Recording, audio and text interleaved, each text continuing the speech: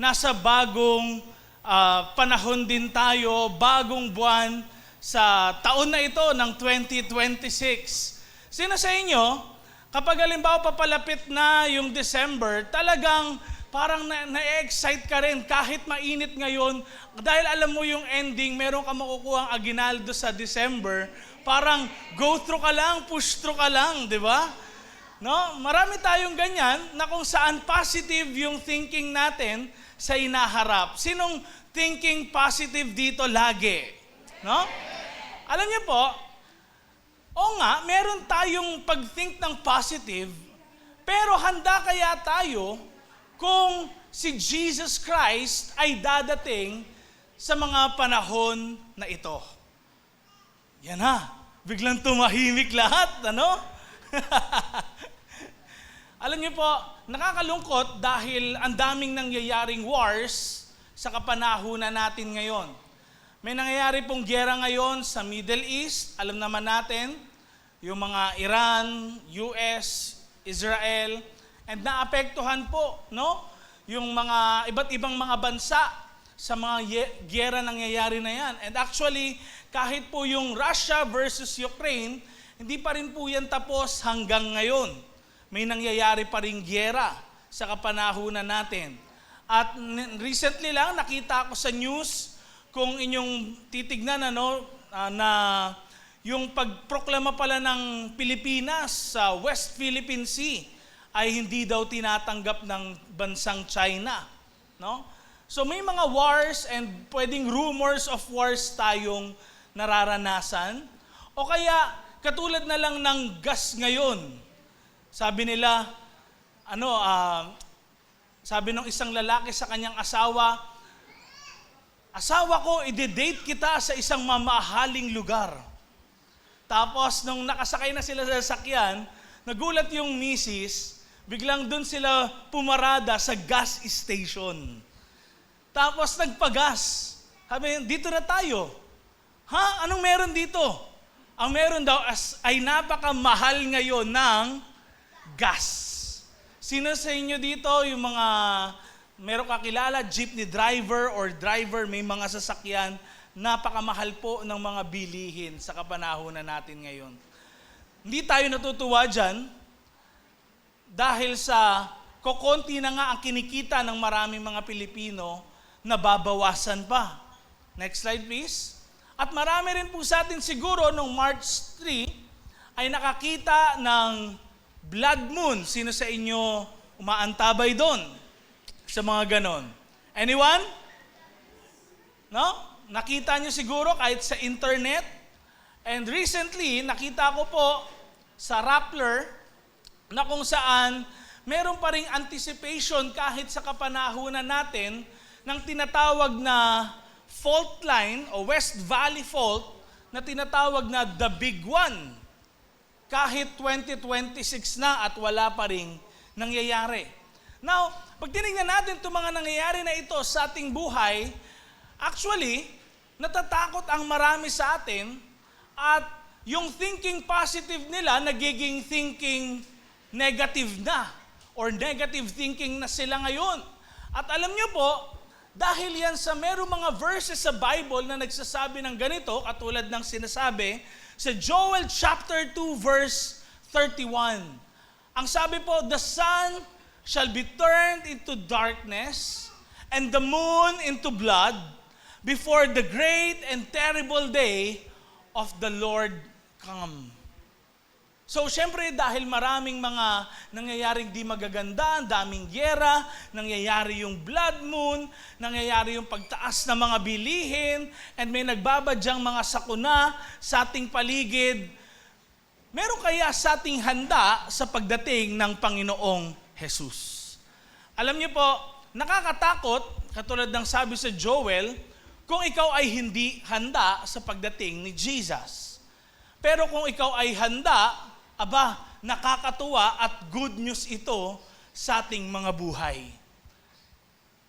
Alam niyo po, merong mga parable si Jesus tungkol sa kanyang muling pagbabalik. At ang isa po doon, yung tinatawag na parable of the great banquet.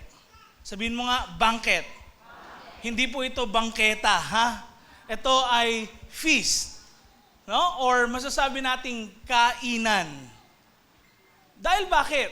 Sa pagdating po ni Jesus, hindi po mangyayari na parang parang normal lang na pagdating, kung hindi meron talagang engranding celebration. Saan? Sa mga taong handa na siya ay imit. Handa sa pagdating ng ating Panginoong Diyos na buhay. Actually, dapat hindi po ito yung aking itatopic. May naitopic na po ako nagawa, yung Book of Hosea. Pero dito tayo ni Lord ulit. Ito po ay naitopic ko na nung overnight natin. And this is a recall sa mga nakapakinig. Pero gusto ko pong sabihin sa inyo that the Word of God produces faith. And faith, of course, transforms our actions. Nagbabago ito ng ating buhay para sa ganon magawa natin kung ano ang kalooban ng Diyos. Amen ba dyan? Now, kung sa pagdating ni Jesus, merong engranding celebration, sinong excited doon? Ito, no? Sino excited doon? Pag sinabing kainan, ikaw yung parang kahit may sakit babangon. Di ba? Tara, kain tayo. Ang masama pakiramdam ko libre kita. Di ba? Parang ang feeling mo na, parang hindi, mamaya na yung sakit ng ulo, no? Pero ito yung tanong natin at topic natin today, handa ka na ba or ready ka na ba sa handaan? Can you just imagine, mga kapatid, ang handaan na pagpe-present ng ating Panginoong Diyos sa lahat ng mga handa sa Kanya. Kung tayo na lang naka-attend ng isang engranding kasal, milyon-milyon yung ginastos nung kinasal, talagang engrande and napakaganda, wala kang masasabing negative sa isang kasalan na yon. How much more ang may lalang ng langit at lupa? Pero, makikita natin ang parable na ito na kung saan sa Matthew chapter 22 po, verses 1 to 14, na mensahe para sa lahat, Israelita man, ikaw man ay mga Christian, ikaw man ay disciple ni Jesus o hindi, whether or not ikaw ay nakatanggap sa Kanya o hindi, alam niyo po, may mensahe sa lahat ang Panginoon. At isa lang po yun, handa ka ba sa Kanyang muling pagbabalik? Now, pagdating ng Matthew chapter 22 verse 1, ang sabi po ganito, gumamit uli ng parable si Jesus sa pakikipag-usap sa mga tao. Pwedeng ikumpara ang kaharian ng langit sa isang hari na naghanda para sa kasal ng anak niyang lalaki. Verse 3, inutusan niya ang mga tauhan niya para sabihin sa mga inimbitahan na pumunta sa handaan. Pero ayaw nilang pumunta. Kaya inutusan niya ang iba pang mga tauhan para sabihing nakaredy na ang handaan. Kinatay na ang mga baka, pati yung mga batang baka na nakareserve para sa special occasion. Okay na ang lahat. Pumunta na kayo sa kasalan. Verse 5, pero hindi ito pinansin ng mga inimbitahan. At nagkanya-kanya sila ng lakad. Yung isa sa bukid niya, yung isa naman sa negosyo niya. Yung iba naman, sinunggaban, binugbog, at pinatay pa ang mga tauhan. Doon muna tayo, hanggang verse 6. Gusto ko sabihin sa inyo na walang ibang tinutukoy si Jesus dito sa parable na ito, first half ng parable, kung hindi yung mga religious leaders ng bansang Israel. Mga kapatid, hindi po kasi tinanggap ng bansang Israel ang kanilang tagapagligtas. In short, Sila ay inimbitahan, katulad ng dito sa parable na ito. Pero imbis na si Jesus ay puntahan nila, tanggapin nila sa kanilang buhay, anong ginawa nila? Siya ay binugbog, ipinako sa krus. Mga kapatid, merong invitation si Jesus sa bawat isa ngayon sa atin. Pagdating ng verse 7, next slide, galit na galit ang hari. Kaya inutusan niya ang mga sundalo niya para patayin ang mga kriminal na yon at sunugin ang syudad niya. And after nga po noon, 70 AD, nasunog or niransak ang temple sa Jerusalem. Now, verse 8, tapos pinatawag niya ang mga tauhan niya at sinabi sa kanila, nakaredy na ang handaan, pero hindi deserving ang mga taong invited. At ngayon may ini-invite pagdating ng verse 9. Ngayon pumunta kayo sa mga kalye at i-invite nyo lahat ang makita nyo. Kaya tinipon ng mga tauhan niya yung mga nakita nilang tao sa mga kalye, mabuti man o masama. At napuno rin ang venue ng kasalan ng maraming tao. Verse 11, pumasok ang hari para tingnan ang mga bisita at nakita niya ang isang lalaki na hindi tama ang damit para sa kasalan. Kaibigan, paano ka nakapasok dito na ganyan ang suot mo? Di naman yan bagay sa kasalan, sabi ng hari. Di makasagot ang lalaki. Kaya, verse 13, inutusan ng hari ang mga tauhan niya. Talian nyo ang kamay at paa ng taong ito at itapon nyo siya sa labas. Doon sa madilim, hahagulgol siya doon at manginginig sa sobrang hirap. Pagkatapos, sinabi ni Jesus, marami ang tinawag pero kakaunti ang pinili. Tayo'y manalangin. Panginoong Diyos na buhay at makapangyarihan sa lahat, patuloy ka naming inaanyayahan sa aming kalagitnaan. Buksan niyo po ang aming puso, Panginoon, kahit sa ang iba ay nakapakinig nito, ngunit majority sa amin ay hindi. Dalangin namin pa din, Panginoon, kumilos ka sa aming mga buhay at mabago po ang aming mga kalooban. Lord, Holy Spirit, kayo po yung kumausap sa aming mga buhay ngayong umagang ito. Sa pangalan ng aming Panginoong Jesus, tayo lahat magsabi ng Amen and Amen. Now, dito sa story, kung inyo pong naintindihan, hindi po problema kung sino yung ini-invite. Kasi tignan nyo, doon kanina sa binasa natin, sa mga kalye daw, kahit mabuti o masama, in-invite. Siyempre may mga unang imbitado. Sila yung mga special. Sila yung merong special privilege. Pero dahil hindi nila tinanggap, merong mga in-invite ngayon ang Panginoon. Kaso, ang problema po ay yung willingness at preparedness sa pagdating ni Jesus. Sabihin mo nga, willingness. Preparedness. Gusto mo ba na dumating si Jesus? Handa ka ba sa pagdating ni Jesus? Ano po ang ibig sabihin nito, Pastor, sa buhay ng bawat isa sa atin? Dahil baka sobra tayong busy sa trabaho, sobrang busy sa pamilya, sobrang busy sa iba't ibang mga bagay, sa mga hobbies natin. Pwedeng naglalaro ka, pwedeng may pinupuntahan kang lugar, at wala na yung attention mo sa imbitasyon ni Jesus sa'yo. Tignan niyo po ang sinabi ng verse 5 sa English, but they paid, next slide please, but they paid no attention and went off, one to his field, another to his business.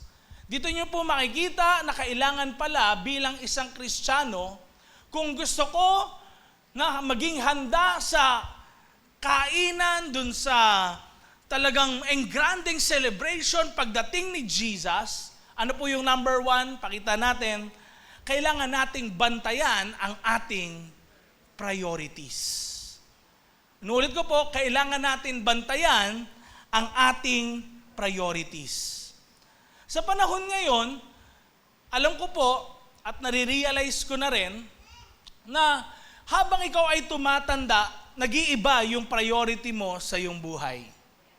Nung po ako ay high school student, college student, isa sa mga priority ko, mataas na priority, ay ang pag-aaral. Pag-aaral. Dahil ako ay isang estudyante. Nung ako ay nagkaroon ng trabaho, kailangan kong kumita. Para naging priority ko ngayon, yung pera, yung kita. Nung ako ay nagkaroon ng asawa, parang yung priority ko ngayon, yung asawa ko, yung family ko.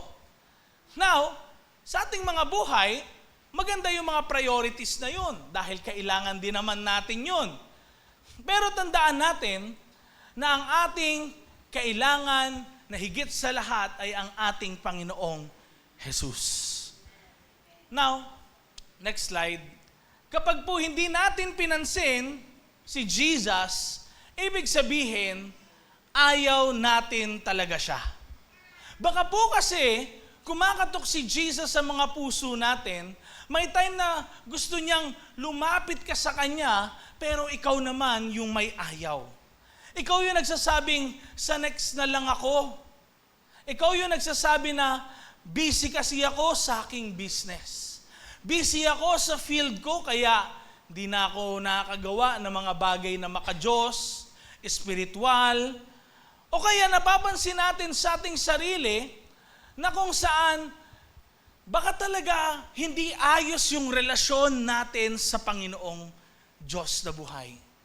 Baka gusto lang natin yung benefit sa Kanya, pero ayaw natin siya mismo na nag-i-invite sa bawat isa sa atin. Alam niyo po, ito casual rejection natin, ano yon? Busy ako ngayon eh. Ito sino po ba dito hindi nawawalan ng ginagawa araw-araw? Kahit nasa bahay ka, di ba? Ano sabihin natin? Naglilinis ka, naguhugas ka ng pinggan, nag-aayos ka ng bahay. Marami tayong ginagawa araw-araw, hindi tayo mawawalan ng pagkakabisihan. Tama po ba yon? At hindi ka rin mawawalan ng pagkakabisihan kahit ikaw ay nasa harap ng cellphone or TV. Hindi nawawalan. Ang tanong, meron kaya tayong oras sa Panginoon? Binibigyan ba natin siya ng atensyon sa ating mga buhay? O kaya sinasabi na lang natin, tsaka na ako magiging seryoso sa paglilingkod kay Lord kapag ganito, kapag ganyan. Naghihintay tayo ng mga bagay na dumating muna sa buhay natin bago ka maging seryoso sa pagdating ni Lord. Ang tanong, paano kung di dumating yung mga hinihintay natin? Paano kung huli na ang lahat? Paano kung tinitignan natin madalas, wala pa naman po kasi yung sinasabi ni na bishop tsaka ni pastor, may antichrist, wala pa naman po kasi yung mark of the beast, kaya baka hindi pa dadating si Jesus. Marami sa atin ganon. Kaya tuloy, hindi tayo prepared sa pagdating ni Jesus. Nakatingin tayo hindi kay Christ, nakatingin tayo kay Antichrist. Nakatingin tayo sa mark of the beast, hindi sa mark ng Diyos sa ating buhay. Nakatingin ka sa ibang bagay, nawawala yung focus mo rin kay Jesus. Pwedeng sinasabi mo, naniniwala naman ako, pastor, pero hindi kasi yan yung focus ko ngayon eh.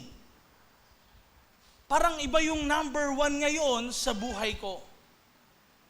Now, Hindi naman po makakakuha ito ng buong oras mo.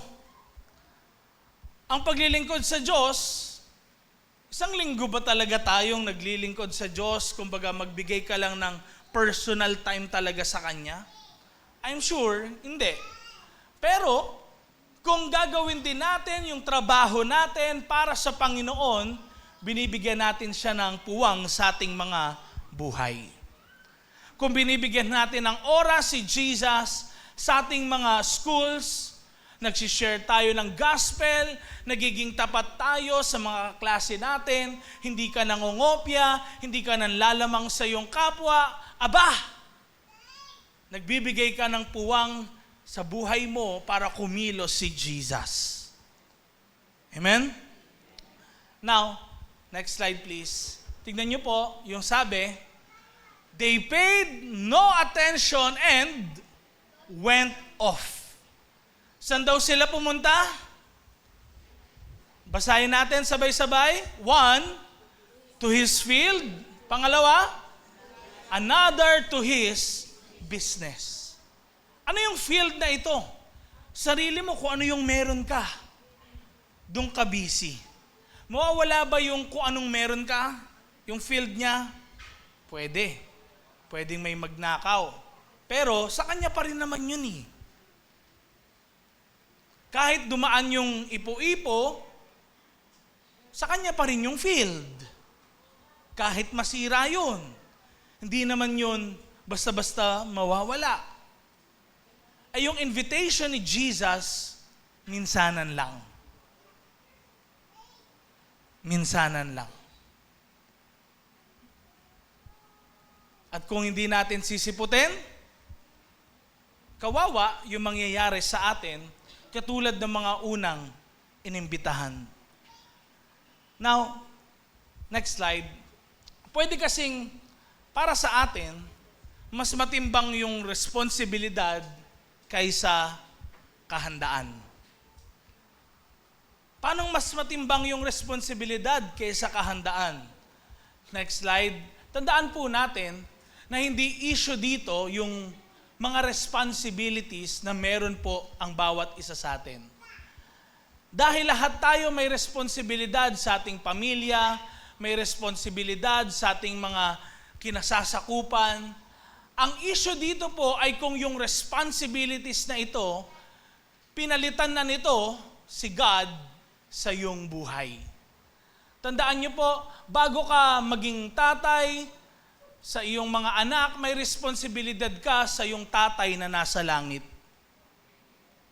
Bago ka maging trabahador, may responsibilidad ka bilang trabahador ng Panginoon.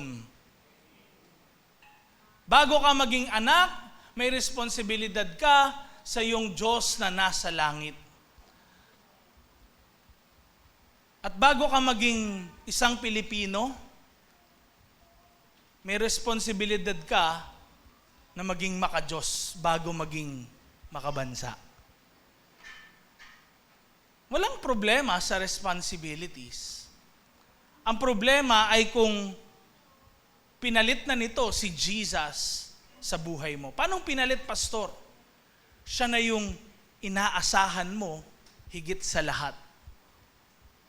Pag nandito na lahat yung trust and attention mo, tapos wala ka ng oras o panahon sa Panginoon. Mga kapatid, ang career, unti-unti nating binibuild yan sa ating mga buhay. Nag-aaral tayo, kumukuha tayo ng experience, skills, maraming challenges. Yan yung binubuo ng career natin.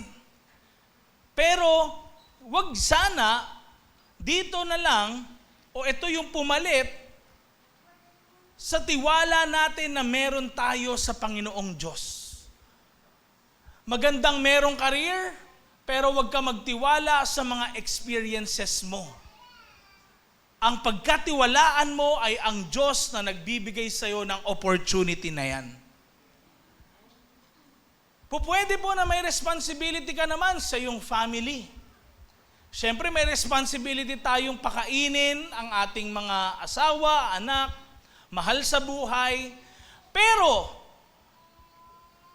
kung papalitan niyan, ang pagmamahal natin sa Diyos, ang panahon natin sa Diyos, hindi naman lang natin sila dadalin sa church, o wala man lang sa puso natin na sila ay makakilala sa Panginoon, aba, mukhang mas marami na ata tayong oras at mas mahal pa natin ang ating sariling pamilya kaysa sa Diyos na lumikha at nagbigay sa kanila ng buhay. Walang masama mahalin ang pamilya. Ang masama ay kung ang Diyos na lumikha sa mga tao, mas minahal natin ang mga nilikha kaysa sa lumikha. Wala rin pong problema kung meron tayong career goals o kaya anumang goals yan sa ating buhay. Kung meron kang plano ngayong 2026, hindi naman po problema yon kung meron kang plano. As long as hindi nito napapalitan ang commitment mo sa Panginoon. Bago ka nga naging office worker, tandaan niyo po ito, worker tayo ng Panginoon. Bago ka naging mag-aaral, dapat nag-aaral ka ng salita rin ng Diyos. Bago ka, kung ano man yung iyong katayuan ngayon sa buhay, bago ang lahat, si Lord, yung pagkatiwalaan natin sa lahat ng sitwasyon ng ating mga buhay. Inuulit ko po sa inyo, next slide, hindi naman po kasalanan yung ginagawa natin. No? Pero ito, tignan nyo, kapag pinalitan nito si God sa buhay mo, ano daw? Nagiging numb ang spirituality mo. Anong numb? Hindi na nakakaramdam. Ito yung tinatawag na callous heart. Dahil may kalyo, hindi makaramdam ng kahit anong kalabit, katok, hindi makaramdam ng sakit. Hindi makaramdam na tinatawag na siya ng Panginoon. Kaya marami daw, in the last days, hindi magiging ready sa pagdating ni Jesus. Tingnan nyo na lang po, pagdating ng Matthew chapter 25, merong 10 virgins. May isang prepared, merong 5 rin na hindi. 5 prepared, 5 hindi. Makikita natin na may mga Christians pala talaga na hindi prepared sa pagdating ni Jesus. At mga kapatid, kaya po ito, yung pinipreach ko sa inyo, dahil iba po talaga yung galaw ng Panginoon sa kapanahunan natin ngayon. Nuulit ko po, iba yung galaw ng Panginoon sa kapanahunan natin ngayon. Alam niyo po, kung may nagkwento na sa inyo sa mga nangyari sa camp, hindi namin inaasahan yun, that the Lord will baptize some people sa Holy Spirit. And they spoke in other tongues. Narinig ng 2 tenga namin.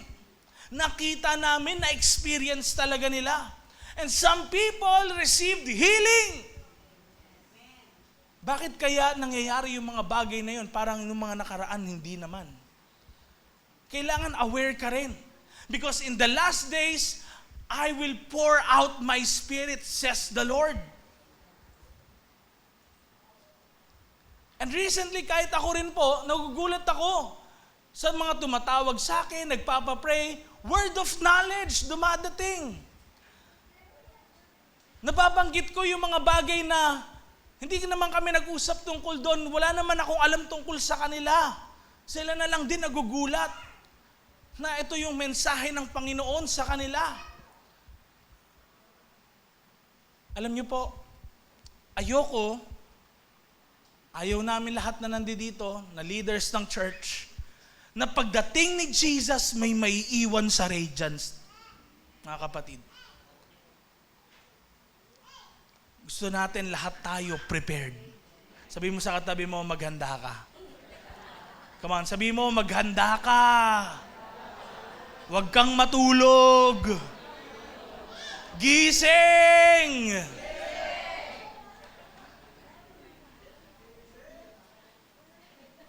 Sabi mo sa katabi mo ulit, gising!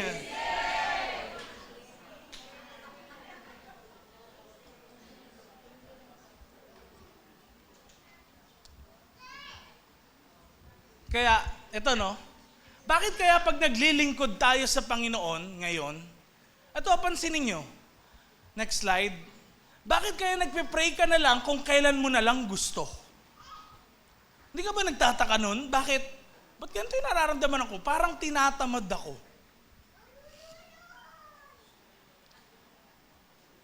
Ba't nagpe-pray ka na lang kung kailan mo na lang gusto? Pag ayaw mo, di ka sasama. Bakit yung pagsamba para sa'yo nakakasawa na? Parang, Sunday na naman? Higa muna ako. Eto na naman.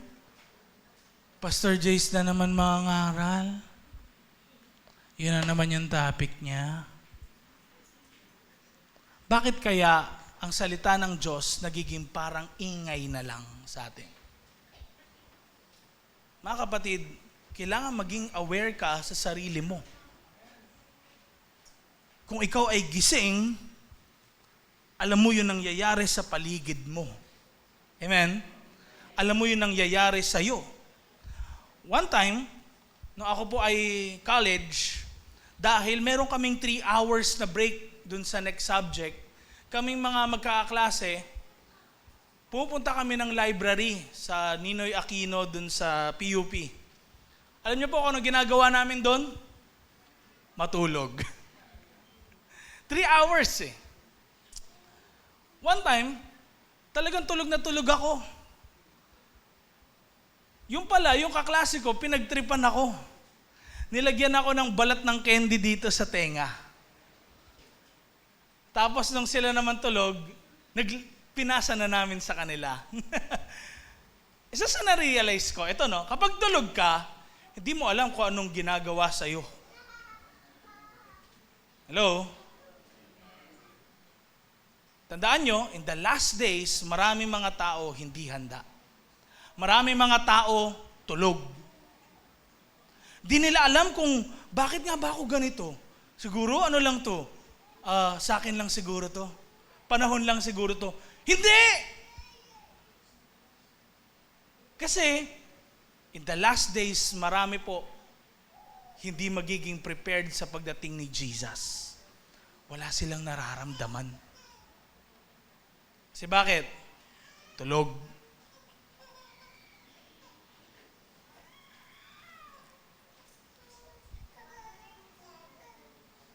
Kaya sabi mo sa katabi mo, gumising ka na. Sabi mo, ayaw mo? Gising! Kailangan magising ang ating mga espiritu sa pagdating ni Jesus. Next slide, please. Now, alam niyo po, kapag patuloy nating pinaghihintay si God, may isang araw, ito baka hindi natin siya maabutan. Baka hindi natin siya maabutan. Parang one time, sabi ko dun sa Shopee ko, kasi dito tayo sa church, tapos ando dun siya sa Quintos daw. Sabi sa akin, sir, nandito na ako sa bahay nyo. Sabi ko, sir, wait lang 5 minutes. Pero pinaghintay ko pa siya mga 10 minutes, ganyan. Pagdating ko, wala na sa bahay. Ito ko na-realize. Pag pinaghintay din natin si God, kumakatok kasi siya sa ating mga buhay, at pag pinaghintay natin siya, baka one day, hindi na natin siya maabutan. Kaya ang gusto ni Jesus, handa ang bawat isa sa atin. Paano tayo magiging handa? Number 2, hindi lang daw basta dapat ayusin natin yung priorities natin, kundi yakapin natin yung pagbabagong bigay ni Jesus sa buhay ng bawat isa sa atin. On the second part nitong parable na ito, pagdating po ng Matthew chapter 22 verses 11 to 12, ang sabi po ay ganito, pwede po bang sabayan niyo ako sa pagbasa? Pumasok ang hari para tignan ang mga bisita at nakita niya ang isang lalaki na hindi tama ang damit para sa kasalan. Kaibigan, paano ka nakapasok dito na ganyan ang suot mo? Di naman yan bagay sa kasalan, sabi ng hari. Di makasagot ang lalaki. Alam niyo po, yung parable na ito ng banquet, most of the time, ang nababanggit lang, ayon sa experience ko po na nakikinig din, katulad ninyo, nababanggit lang yung merong mga reklamo tuloy, merong mga denial dun sa invitation, yung bang busy ka sa business, busy ka sa ganyan. Usually, hindi na nababanggit na tong part na ito. Kaya nung shinare ko to, kahit dun sa group namin mga lalaki, may mga nagtatanong, bakit nga po pala, itong lalaking na ito, walang damit? Baka naman po talaga wala siyang damit nung time na yun. O kaya, dahil nga daw, pagdating sa kalye, syempre, sino ba nabubuhay sa kalye? Mga mahihirap, di ba? Parang, okay, baka wala siyang mahiraman, wala nagpapahiram sa kanya ng damit. Pero nung sinearch ko po ngayon, yung culture nila at that time, and kaya hindi ito nakalagay sa Bible, kasi bakit? Common knowledge kasi siya. Ito nulit ko po, common knowledge siya. So, ibig sabihin, alam na ng mga tao kahit hindi mo sabihin. Parang sabi ko po na nakaraan, sino yung GOAT? Si LeBron James o si MJ? Ano sagot nyo? Tingnan nyo Paano nyo nalaman na yung MJ ko hindi si Michael Jackson? Diba? Bakit? Meron tayong common knowledge. Na sino yon? Si Michael Jordan yon. Hindi natin explicitly sinasabi, pero meron tayong coded, parang ganun na tayo lang nakakaalam. At pag sinabing GOAT, ibig sabihin nun, greatest of all time. Hindi talaga literal na kambing. Okay? So, at that time, alam na nila. Pag sinabing kasalan, pag sinabing handaan, ano yun? Ito provided na daw yung damit na susuotin sa kasal. Inimbitahan ka kahit sino ka, sabi mo, may size ko ba dyan? 3XL, ganyan. No? O kaya, super extra small. May size ko ba dyan noon? Pambata. Aba, meron po. Kasi bakit? Lahat ng invited, may damit. Provided ng na nag-invite. Especially, kapag hari yung nag-invite. Amen? So, walang reason yung lalaki para hindi niya masuot yung damit na bigay ng hari. Walang reason. Next slide. Ito yung problema, mga kapatid. Gusto ng lalaki yung kainan tsaka kasiyahan. Sino bang gusto ng kainan? Sino bang gutom na dito? Gusto natin lahat nun. Pero ito problema, tinan nyo, ayaw naman niya yung pagbabago. Bakit? Kung yung damit niya gusgusin, tapos pumunta siya sa kasalan, syempre di ba sabi nga, parang di naman bagay yung damit mo dito. Anong gusto niya? Yung saya, hindi yung pagbabago. And ito pong parable na ito, na-realize ko na lang din kung kinasal po kami. Sabi namin ni Kams noon, sana ayusin naman nila yung mga damit nila para maganda sa picture. Para sa kanila naman yun Di naman para sa amin lang Para di ba presentable sila pag nakita, wow. Ganon din ang Panginoon. Di naman para sa Kanya lang yun para sa iyo rin. Amen? Next slide please. Kaya, madalas ganito tayo. Ano yun? Gusto natin ang kaligtasan, pero yung pagsuko sa Diyos, ayaw natin. Gusto natin ang biyaya, pero yung pamumuhay sa kabanalan, ayaw natin. Gusto mo ma-experience yung langit, pero ayaw mo namang magbago. Mga kapatid, kailangan nating makita po sa ating buhay na tanggapin natin yung pagbabagong dala ni Jesus. Because if anyone is in Christ, ano ang sabi? He is a new creation. The old is gone, the new has come. Kailangan yakapin mo yung pagbabago na yun sa iyong buhay. At alam niyo po, sa Ephesians chapter 5 verse 27, dito context po nito, sabi ni Paul, husbands, love your wives and i-present niyo siya na holy and acceptable before God. Anong sabi ni Paul? Dito po, a radiant church. Wow, radiance. Yung tinatawag. May kausap ba akong taga-radiance ngayon? Ito yung sabi, i-present nyo ang inyong asawa na katulad ng isang radiant church without stain, wrinkle, or any blemish, but holy and blameless. So, ang asawang babae tinutulad sa church na sinasabi ni Paul dito na walang stain, walang wrinkle, walang blemish. Yung pag-present ng church dapat kay Jesus na mamumuhay sa kabanalan, namumuhay sa righteousness. Paano po sinabi yung kabanalan, Pastor? Ano ba yung holy na yan? Ito po hindi yan tungkol sa rules and regulations. Pag sinabing holy, hindi ibig sabihin yung sumusunod kasi ako sa 613 laws sa Bible. Hindi po yon. Pag sinabing holy, special. Kaya naging holy ang isang bagay dahil hindi siya ginagamit ng kahit sino. Intindihan po natin? Example, bakit holy ang marriage? Dahil yung ginagawa ng mag-asawa, sa mag-asawa lang. Hindi nila gagawin yon sa iba. Intindihan po natin? So, lahat ba dito ng mga tao sa buong church, hinahalikan mo sa lips? Hindi. Dahil bakit? Pwede sabi mo, wala naman po ako kasing nararamdaman sa kanyang affection. Pwede mong i-kiss yung magulang mo rin anak mo. Ba't sa iba hindi? Kasi bakit? Yung lips mo hindi para sa lahat. Banal ang lips na meron din tayo.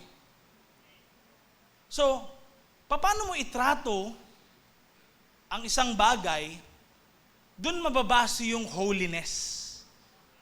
So parang kung padlock ka at nasususian ka ng lahat ng klase ng susi sa buong mundo, walang kwenta.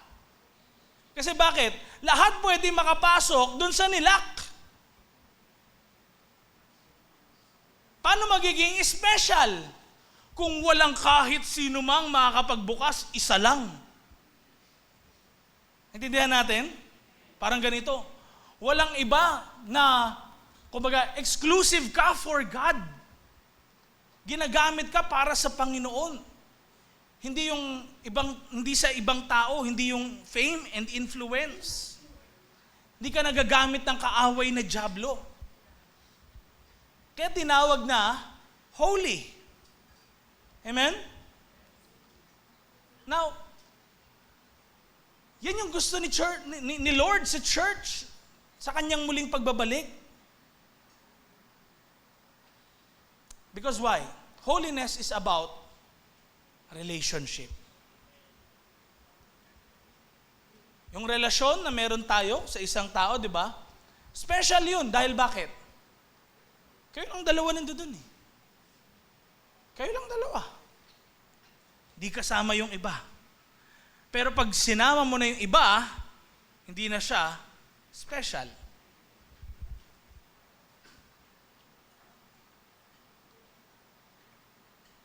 Paano naging special ang isang araw? Kasi iba yung turing mo doon. Iba yung ginagawa mo doon kung ikukumpara sa ibang araw. For some people, sabi nila, ang holy day para sa akin ay Sunday. Kasi bakit?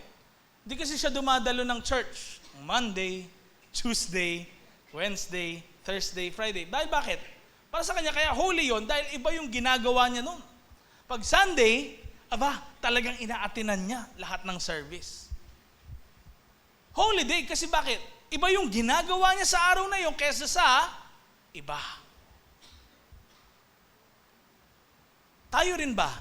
Ganun ba tayo sa ating pamumuhay araw-araw? Next slide, please. Kaya, pang last natin na point, kailangan maging handa tayo sa hari na darating. Amen? Ano yung number 1 natin? Pakita nga natin. Recall natin. Okay? Bantayan ang iyong priorities. Pangalawa, yakapin ang pagbabago. Pangatlo, maging handa sa hari. Now, darating si Jesus at malapit na po. Hindi natin alam kung anong oras, panahon, pero it will be a surprise, sabi ng Bible. Sa oras na kung saan iniisip mo, hindi siya darating. Dun siya darating. Kaya, verse 14, na Matthew chapter 22, ano pong sabi dito? Sinabi ni Jesus, marami ang tinawag, pero kakaunti ang pinili. Pag tinignan natin maigi, si God ba talaga yung pumili sa parable na ito? Hindi, tinawag niya naman talaga lahat eh. Pero ibig sabihin nito na kakaunti ang pinili. Yung pinili na yun, tumutukoy sa mga tao na kung saan talagang pinapatunayan nila na sila ay tinawag. Next slide please. Ito yung verse po na yan, hindi tumutukoy sa nililimitahan ng Diyos yung mga tao na parang okay, hindi kayo yung, tinawag ko kayo pero hindi nyo pipiliin sarili nyo, ako pipili. Hindi. Sabihin nito, nung sinabi ni Jesus na kakaunti ang pinili, kakaunti yung mga tao na pinapatunayang sila talaga ay tinawag. Yung mga pinili, talagang patunayan nila na ikaw ay tinawag at pinili ng Panginoon.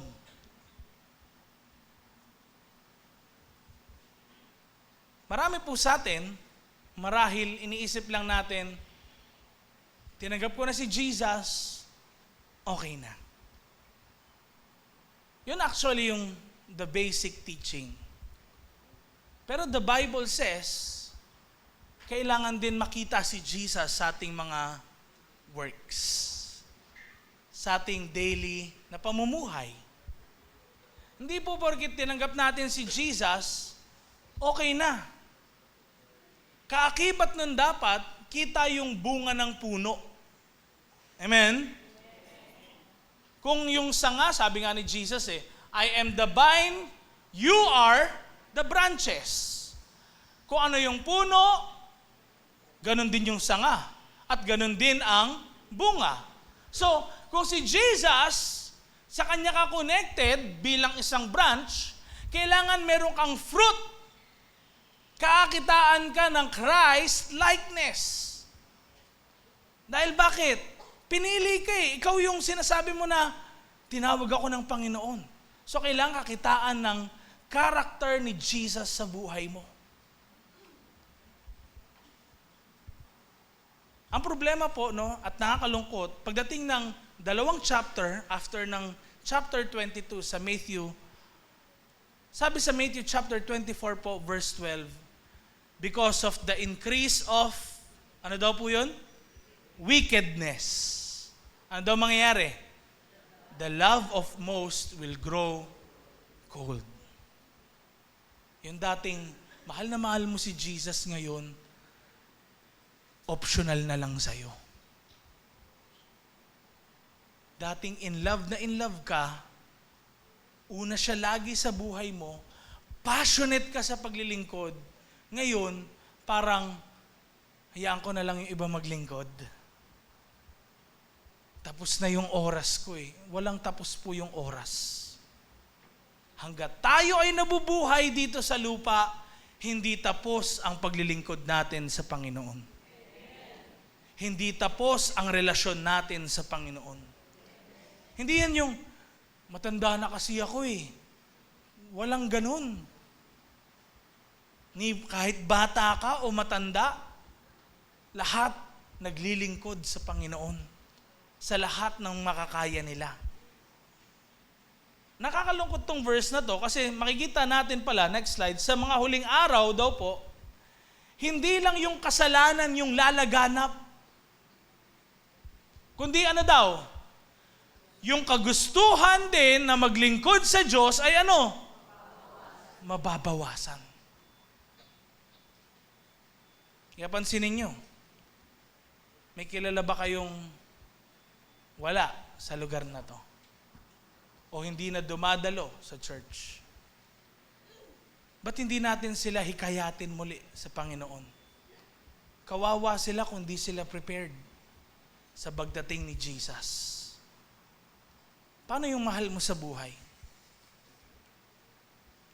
Paano yung mga tao na lagi mo nakikita sa labas?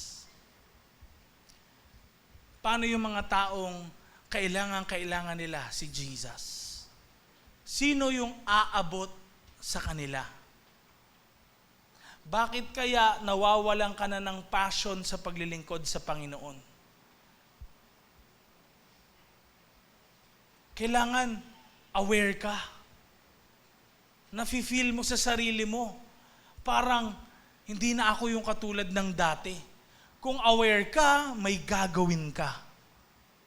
Kasi ang isang taong gising, nakakaramdam.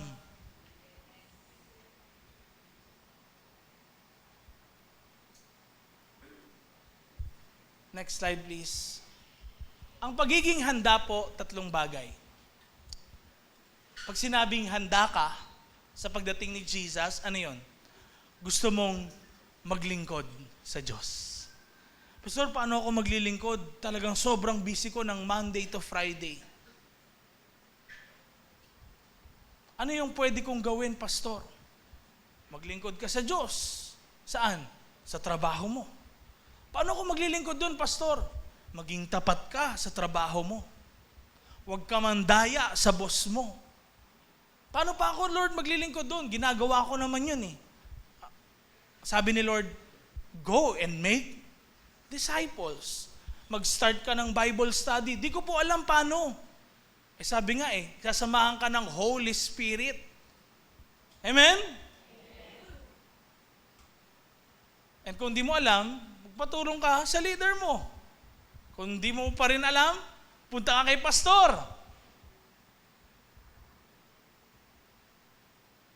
Magpagamit tayo sa Diyos. Kung nasa school ka, paano ka magpapagamit sa Panginoon? Hindi lang sa di pangungopya. Kundi saan pa? Sila rin, mga kaklase mo, sinesharean mo ng gospel. Tandaan nyo po, ang totoong ministry ay wala sa church, sa loob ng church. Ang totoong ministry ay nasa labas. Majority po ng buhay ni Jesus pagdating sa ministry, hindi sa loob ng templo. Nasaan? Sa labas. Kaya tignan nyo, sabi dito sa binasa natin kanina, imbitahan nyo yung mga taong nasa kalye. Kahit mabuti sila o masama. Lahat, sharean nyo. Sabihin nyo, darating na si Jesus. May celebration. May magandang balita. Tandaan nyo, hindi tinakot, di ba? Di sinabing, pag di ka pupunta, papatayin ka. Wala sinabing ganon. Di ba? Anong inimbitahan nila? Kainan. Libre damit.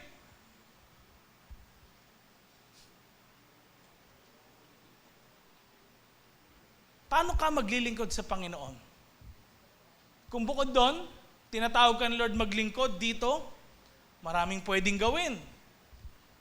Lalo na papalapit na yung kalahati ng taon. May renewal na naman yan ng application. Sa ministry. O kung wala pa, pwede ka mag-volunteer. Kulang tayo sa usher, sa media, general services ata, or sa, tawag dyan, kids care, sa dance. Maraming ways para ka maglingkod sa Diyos. Amen? Ano pa? Hindi na pagpapaliban ang tawag ng Diyos. May mga ilan sa atin dito, matagal nang kumakatok si Jesus sa ating mga puso na mag-release ng pagpapatawad sa mga taong nagkasala sa atin. Nakakatakot actually, nakalagay sa Matthew chapter 7, na kung saan hindi daw papakinggan ng Ama ang ating panalangin. Hindi tayo papatawarin ng Ama sa langit kung tayo rin mismo hindi tayo nagpapatawad sa ating mga kapwa. Baka kumakatok na si Jesus maraming beses. Patawarin mo na. Tapos ikaw lang yung lumalayo pa rin sa sinasabi ng Panginoon. Baka maraming times sa atin na pinagpapaliban natin yung tawag ng Panginoon. Sinasabi niya, mag-involve ka na ulit sa ministry. Dati naman, part ka naman ng singing group. Bakit ngayon hindi na? Wala na po kasi akong oras. Hindi ba mas pinagpapala kita ngayon kaysa noon? Dati part ka nung may drama ministry pa noon. Ngayon wala na tayong drama ministry. Marami na lang madadrama ang buhay. Aba, matindi yung nangyari nung camp ha. May nadiscover tayo mga talento ng mga kapatiran natin. Grabe. Ano talaga, pelikulang film. Kahit hindi lang kabataan Sino sample? Agahan nyo next Sunday. Then, nagre-request sila Bishop. Sabi daw, kung pwede, wala daw kasing video. Kung pwede daw ulit sila. Present. Hindi, pero bakit? Tingnan nyo ito yung makikita nyo. Ang daming skills na binigay sa atin ng Panginoon. Tinatambak lang ba natin? Hindi natin pinagpapagamit sa Kanya?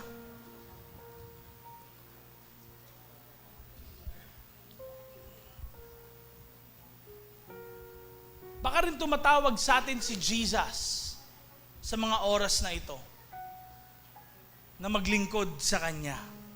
Unahin ang Kanyang gawain. Baka tinatawag ka ni Jesus na putulin yung isang relasyon na hindi tama.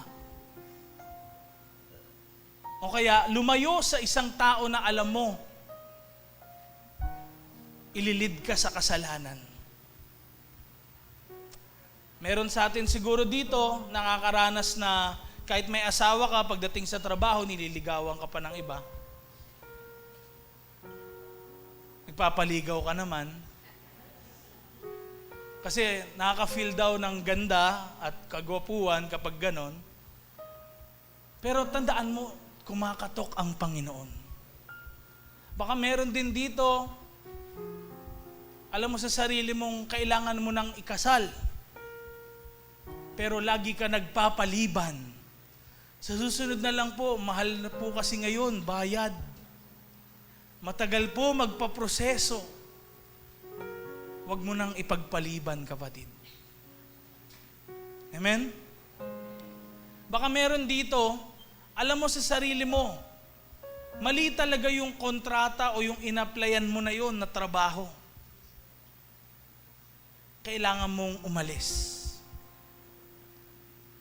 Baka matagal nang kumakatok si Jesus sa puso mo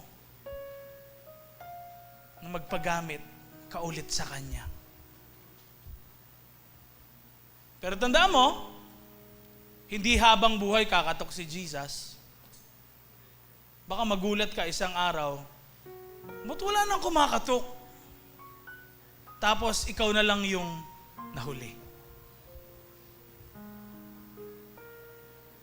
At last but not the least, ang pagiging handa ay ano daw? Oy, di pa tayo tapos.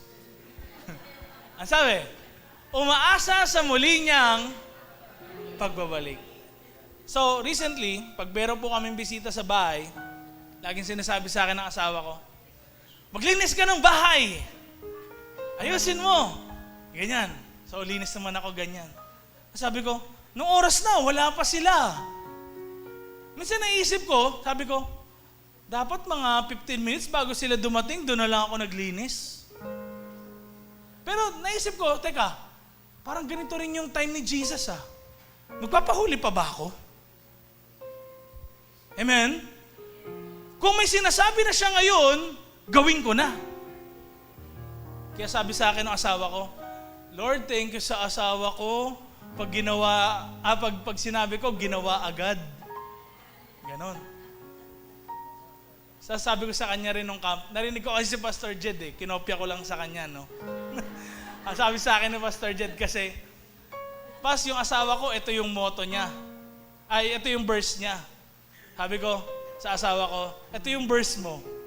Ano yon? If you love me, you will keep my commandments.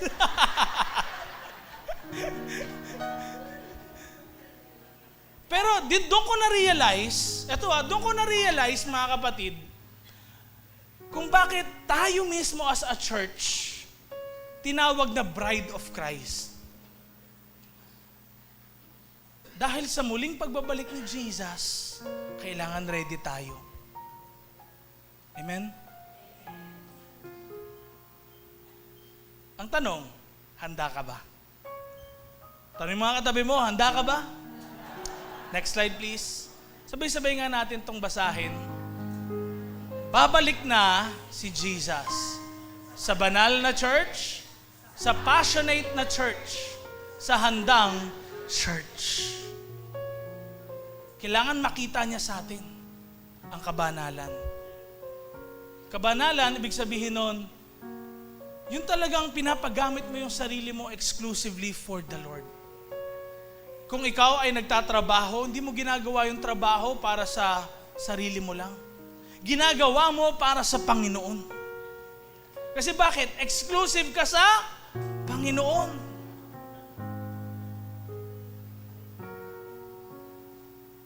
Passionate sa paglilingkod.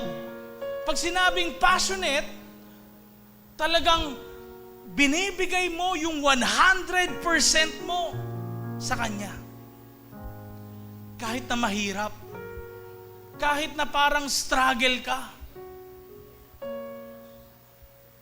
At ano pa? Handa. Alam ko may kinakausap si God dito. At gusto kang gamitin ni God sa iyong family. Kung gusto mong gamitin ka ni God sa family mo,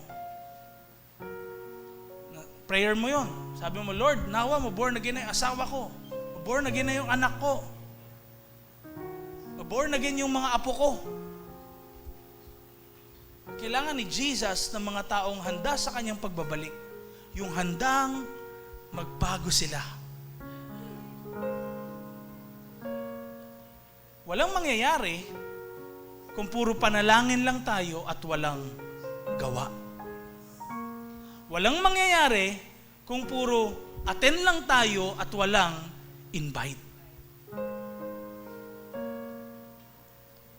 Di na po ako mag-altar call dito. Kasi bakit? Ang totoong bunga ng sermon, hindi yung umiyak ka dito.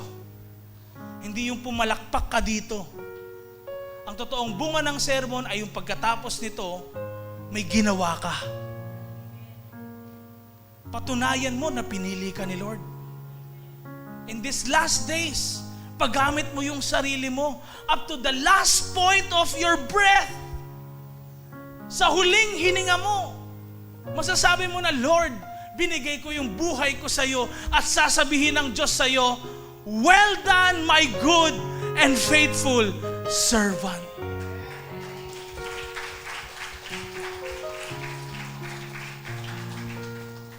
Yung words na yon, yun lagi yung nag-e-echo sa ear ko. Dahil bakit? Gawin natin yung work natin faithfully. Sa pag-create ng sermons, sa pagtugtog, pag-awit, sa lahat ng ginagawa natin, sa relationship natin, be faithful because the Lord is coming soon. Mga kapatid, magugulat kayo. I'm following a lot of preachers sa YouTube and social media all about end times. Hindi kami nag-usap, pero that's about it. The Lord is moving differently today. Nagpapagaling siya. Nagpo-pour out siya ng Spirit. Nag-empower siya ng mga kapatiran ngayon. Nag-i-heal siya ng mga wounds deep inside ng hearts ng mga tao. Maging gising ka doon, kapatid. Huwag ka maging tulog. Be aware for what the Spirit is doing in our church. Revival is here, kapatid. At naghahanap si God ng mga taong gagamitin niya sa kanilang community, sa kanilang family, sa kanilang mga schools, sa kanilang workplaces. Huwag kang magpahuli. Amen? Kaya kung ikaw ay tinawag, patunayan mo yun. Tayo ay manalangin. Lord, we believe. Holy Spirit, I saw in a vision, nakatayo si Lord sa gitna ng bawat isa sa atin. May smoke, may thunder, may parang crystal-like na appearance. Mas maputi pa sa maputi. Nakikita ko yung apoy. Iba't iba ang kulay. Saying, Holy, holy, holy is the Lord.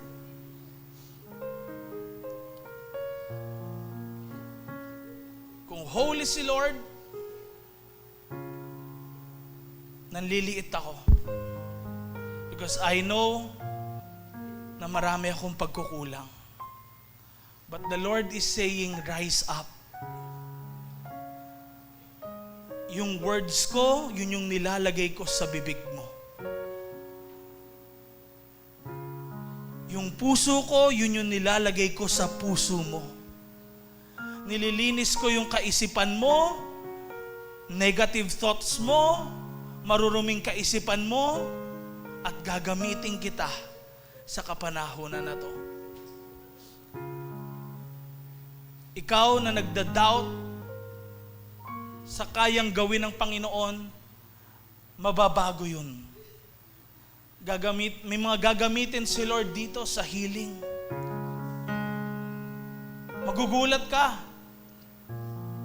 Yung mga taong may sakit, gagaling sa panalangin mo. Dahil yon sa kapangyarihan ng Panginoon. Huwag ka maging spectator, kapatid. Be a participator.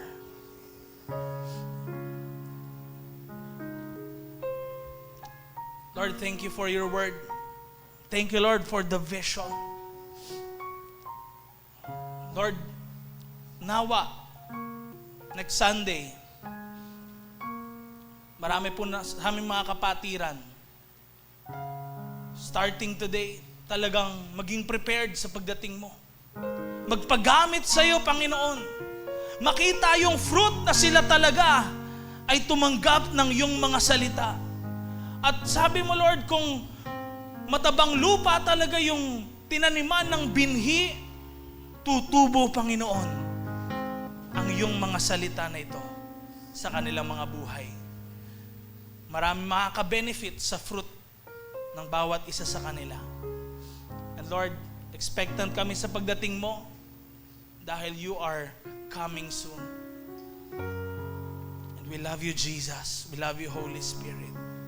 In Jesus' name. Lahat tayo magsabi ng Amen.